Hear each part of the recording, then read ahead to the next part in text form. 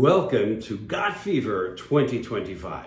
I was going to wait for the draft to start posting videos, but with all the exciting roster action happening the last couple of days, I couldn't help myself. I felt I had to just sum it up and ask all you Got Fever fans how you feel about the transactions. Super excited about the season ahead. To start things off, Wednesday, the Fever's core contract offer, made January 16th, was accepted by Kelsey Mitchell. She'll be back for her 8th season, and the dynamic duo backcourt of Clark Mitchell is intact and ready to lead in scoring again. They totaled 38 points per game last year, and with Clark's increased experience and great familiarity with each other, they're going to break 45 this year. It's possible. Both players were in the top 10 of scoring in 2024, 7th and 8th in the league. And on top of that, rumored yesterday and finalized today, the Fever signed 10-year veteran, two-time All-Star free agent Natasha Howard, bringing her back to the Fever after an 8-year absence. The Fever drafted Howard 5th back in 2015. She averaged over 17 points last year, 12th in the league. Now the Fever had 3 top 12 scorers.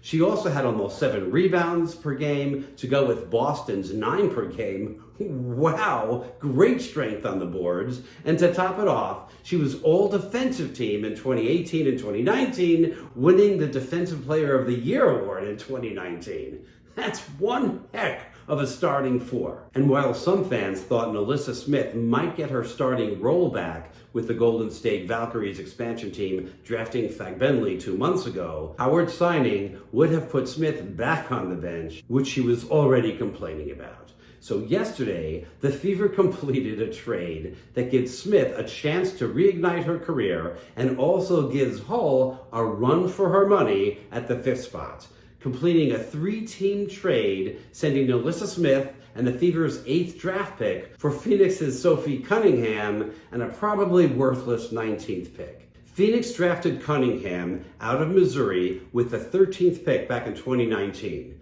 The Fever will assume her 1-year contract.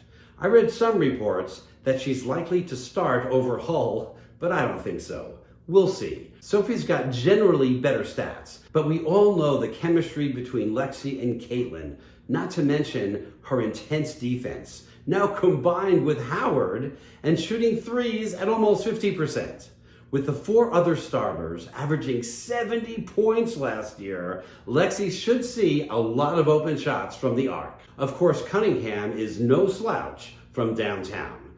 Team those 6 up with new head coach Stephanie White and her focus on defense, and 2025 is looking like a very special year. Forget about it. Got fever?